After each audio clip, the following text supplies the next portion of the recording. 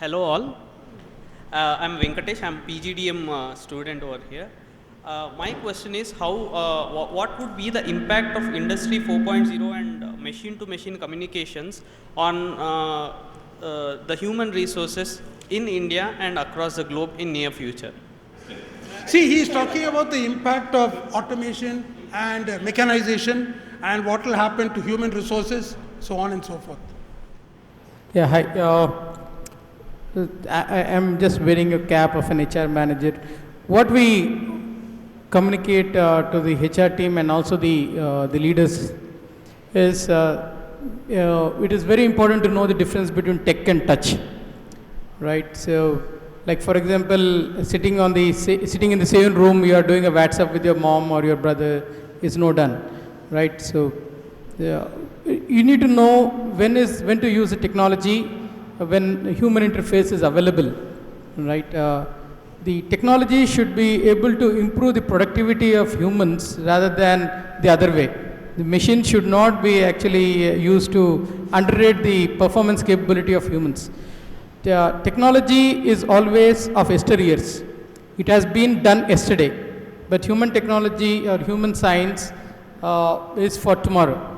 So you need to know whether you are using your people resources or the way you are communicating or the way you are interacting or you are expecting things to do is humans interfacing is for future building.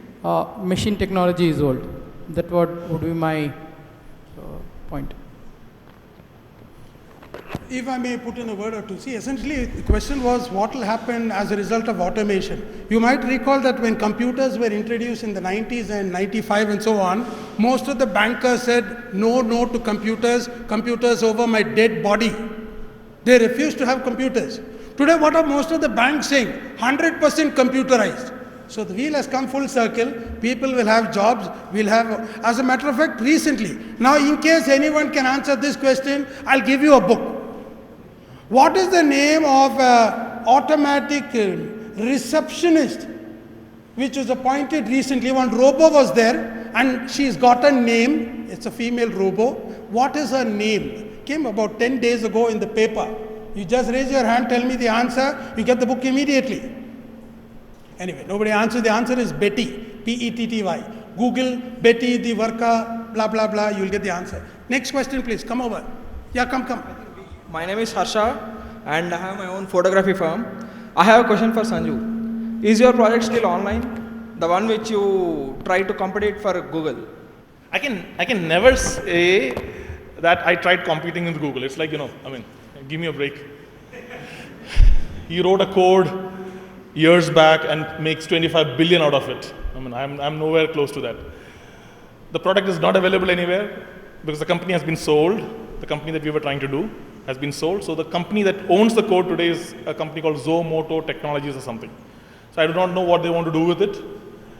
We keep making fun of ourselves. When the partners were having good relationship, now we don't make even fun. We think the whole thing was a fun. So, हम बैठा है वहाँ server में बैठा है संभाल के रखा है ना, that's the kind of stuff we used to say. It's not available online, it's not available anywhere. Okay, we didn't launch a site. What we did is we did a beta. We tried it out with a couple of customers. We went for a show in London where we tried to understand if this product will sell in the first place. What went wrong there, and that's what we learned, is that companies have already employed people to find that out, and there is no way that an IBM or somebody who can afford this product is going to replace an entire marketing department with this, because this one takes about $1 to work on one single article. So they didn't want to subscribe to this. There was no revenue model. See, I'll still tell you that the idea was great, and after that we did another stunt with the same thing that we tried producing. I'll tell you about that if you have a minute. I can take that, right? So what we tried doing after that is we tried doing lead generation, which is what moving the needle now does. So what we built is we built a microsite.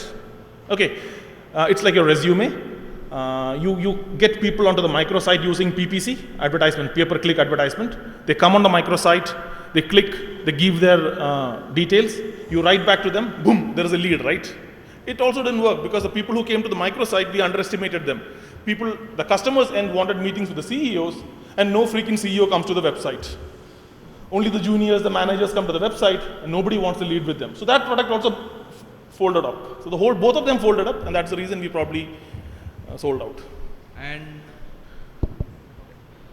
so while you are storing all the data, I mean, how would you gather the data? Okay, Giri, who's the guy who was running that part, he had about 400 algorithms trying to mimic Google. So that's why the similarity between Googles. He built the whole thing from bottoms up, assuming there is they worked on it for 3 years before I came in to sell it. So I'm not a technology fellow. The two IITians had worked on it for 3 years, and they didn't find an avenue to sell it, so they got me in as a partner, as a co-founder, to essentially figure out a way of selling this damn thing. I tried for a year, all of us failed. You are a marketer. I am an absolutely marketing sales guy. You didn't realize that till now? You thought to me, is that an insult? I mean, you thought I'm a techie? I was thinking that you that's why when he said some machine learning or something, I was like, oh goodness, that question Menon sir asked me to balance account balance I was sheet. thinking that you are the initiator of the project. Oh no, I'm not at all a techie. I'm 100% sales and marketing guy, because I personally believe it's definitely not about the product anymore. It's about how you sell it. It's all about sales, man. The world is entirely about sales. Okay, when was this project done? Hi, I'm Vinny. For a second, let us assume that I'm the manager in a company. So I have 10 people working under me. So my head asked me to nominate a person's name for promotion. So under me, in the 10 employees, one employee is the son of the CEO, and the other employee is a very hardworking, deserving person. So at that point of time, should I, putting all that aside, and should I genuinely nominate the hardworking employee, or should I take my future growth in the company and should I nominate the CEO's son, putting my ethics aside? So what would the correct suggestion be? Okay, I'm presuming this is hypothetical because hypothesis doesn't come in reality. Okay, so but very important, if such situation, if it is there to me, I would say what is my exit strategy rather than an entry strategy, which is suggestions. So management, I believe what was taught to me is what is the best way to have an exit strategy. Okay, now coming back to the technical questions, you need to know, very important is the right thing in organization is what right at the best, not for the present but for the future. So if somebody is claiming to be the heir for the CEO himself, right, then it's nothing wrong to work to promote the CEO's son. There is nothing wrong, because the upbringing of a CEO son may be very different, and he would have a larger perspective of business management, which is on hands-on discussions, dining table discussions, corridor discussions at home, right? He would have a different perspective. Yeah, the guy who is working very hard, no matter he might have done so much good in the past, but may not be able to take the future capability. So I would say if it is for an option which is just an managerial stuff, you promote your best guy.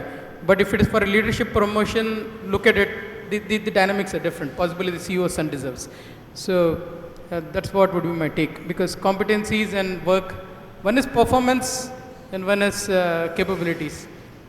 Capabilities are the function of performance, but past performance is not right pudding for future competence. That's what would be my point of view. Thank you, sir. Thanks. So we'll do one thing. I'll ask just one question. If it is answered, I'll get all these three gentlemen to sign a book and give it to you. In case the first question is not answered, I'll ask you a next question. If that is also not answered, then I'll bring the book again tomorrow, and tomorrow's speakers would sign it. Okay? So if you know the answer, just raise your hand quickly. You know what is MBA. I'm sure you know what MBA is. Tell me what is MBWA. You know the answer, just raise your hand. So nobody knows MBWA? Can't give it to me. Right. Fine, you can scream from there. Sorry. Let's see whether Sanju remembers, although he won't get the book, right? Tell them.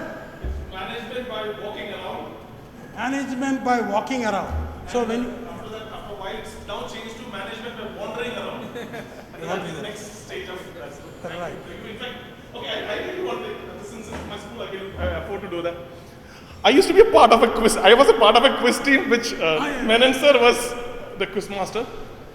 Our team won, and I didn't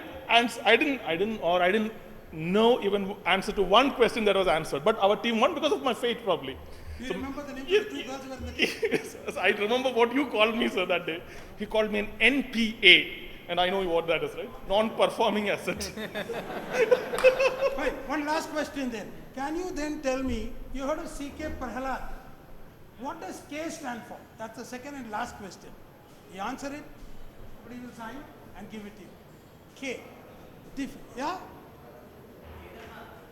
C.K. Prahalad. Fine, doesn't matter. Somebody is going to get that book tomorrow. I would like to thank Mr. Pradeep, Mr. Chandramouli, and Sanju Pillai for having come over here this afternoon. They have told us a variety of things. I hope you take home or take back to the hostel some of these things. Remember, recall, also record, as some of the speakers are saying. As a token of our appreciation, love, regard, and affection to the three speakers, may I request Karuna Madam firstly to present a memento to Mr. Pradeep.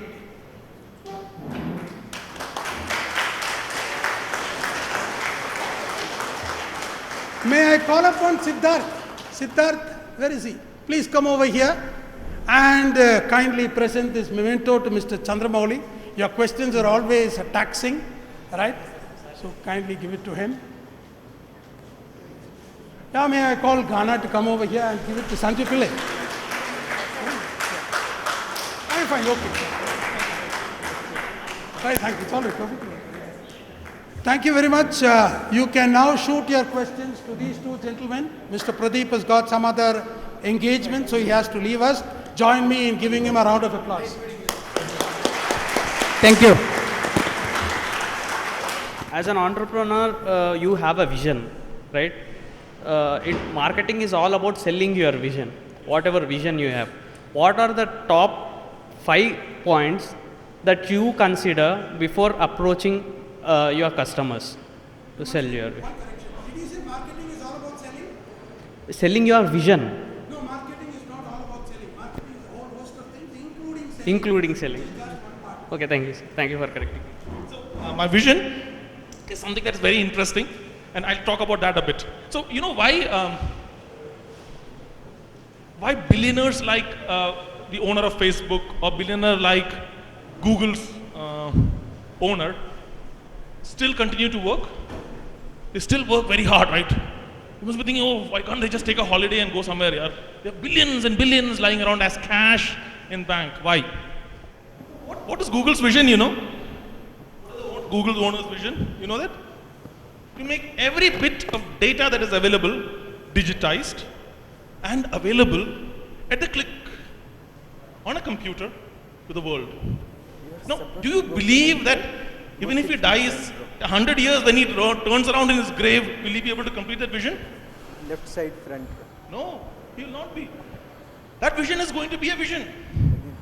That's something that is going to stay with him forever. That's why they are not able to sleep. Facebook wants to connect every single person on the earth to everybody else. No problem. Will he be ever able to do that? No, not in his lifetime. So even if they have billions of dollars, they still are continuing to work 18 hours, 20 hours a day. So that is why the vision needs to be really, really big. Since you talked about that word vision, and you learn a lot about that in management. So my vision for the company is that, if you ask me, India as a company, and this has got published in a couple of newspapers and other places that I've given interviews, but I'll tell that to you now. India as a country has always been known as a place which is tech. So technology always gets outsourced to our country, right? People believe that we can do great technology, we can do great programming, and it gets outsourced. Moving the needle is on a mission to make sure that same thing happens with sales and marketing. We are never considered as great guys for sales and marketing. We are always considered techies. So the vision for moving the needle, or vision for me personally, is that India should evolve as a place, as a country which is considered to be an outsourcing hub for marketing and sales.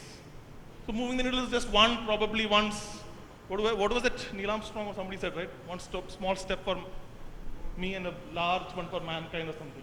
Okay, so moving the needle is probably one of those things. Who said that? Somebody said it. Yeah. So I think probably that is what it is. So if you ask me my vision, that is what it is. What do I tell to my customers is that it's about the value that we produce for them. See, typically what happens is a sales guy sitting out there in the US who's paid 200,000 US as salary has to do a lot of cold calling. Right? You have to press those numbers, cold calling. His money, his time, his CEO's money is being wasted.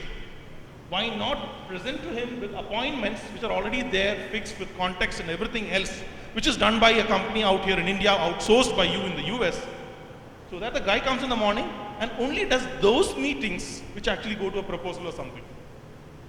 So the value that we bring in is in thousands and thousands of dollars, because that $200,000 guy can do more, one. The other thing is that what moving the needle has changed for companies worldwide is that, and that's been a great achievement for the company per se, is that when companies that work with us, with moving the needle, recruit their sales guys, they are able to recruit very junior guys. Because what does a sales guy bring on the deck, onto the deck or on the desk? He brings his contacts. In olden times, I know 100,000 people. I am a sales guy. I talk to them and sell the product. Here, the sales guy's contact is entirely irrelevant if you're working with moving the needle. We get you the appointments. It's just your sales skills. So what is the advantage is that of working with a company like Moving the Needle is that you can have a very junior sales guy who's probably paid 60,000 US do the job better than probably what somebody who's paid $200,000 has done. So that is the value that we bring onto the table. And that's the value I keep talking to the customers about. Now, vision is a different thing altogether. This is never going to, I'll be probably 500 years old, I'll be 500 years young, and I'll still not be able to complete the vision. My views about marketing are product based mainly. How many of you guys know Top Gear show? Top Gear, BBC. So there's a brand named Dacia. It's a European brand. They make cars here which are Renault badged, Renault Duster, Renault Kwid and all. But basically, essentially they're Dacia based. This brand, contrary to its European competitors, has made super duper profits when the European economies are crashed, when many of them are in recession. Basically, what my view on marketing is, make the product in the way the customer likes it. Then for you, putting efforts on sales is very easy. It's piece of cake. You can sell things very quickly. Like for example, Maruti 800 car. The car was made with the basic intention of just giving transport to families, normal families. It was cheap, affordable and reliable. The car has been in production up to about 25 years. It stopped in 2010. But still it is a household name and it has its own brand value. So therefore, my approach on marketing is different. Thank you. What are employers expecting from employees? Thanks for asking the question. It appeared that being employed is a big shame. Everybody is talking about entrepreneurship. Am I in a wrong profession altogether? Thanks for asking the question. So say it again. What are the expectations? Yeah. I think before answering this question, I will share. 15 years from now, students don't get the luxury of sitting like this and listening to people. The world of work is moving so faster and so faster. Expectation at workplace is, if you know how to do it, come and do it. If you know how to do it, come and do it. You sit in library for 10 years and see if you can know how to do it. Example. If we read about swimming, can we go and swim? Chances are lesser. Yeah, I don't want to go wrong. So therefore, practicing in the areas that we would really like to excel or work is beneficial. So 15 years from now, more likely that universities will not have this kind of too much of classroom training. Instead, there will be more of, okay, you have few hours of contact session over 6 months period, then go back to workplace and practice. Or if you are entrepreneurial like Sanju, then you will start your own. Yeah. So 2-3 other things I think also important is we got to be collaborative.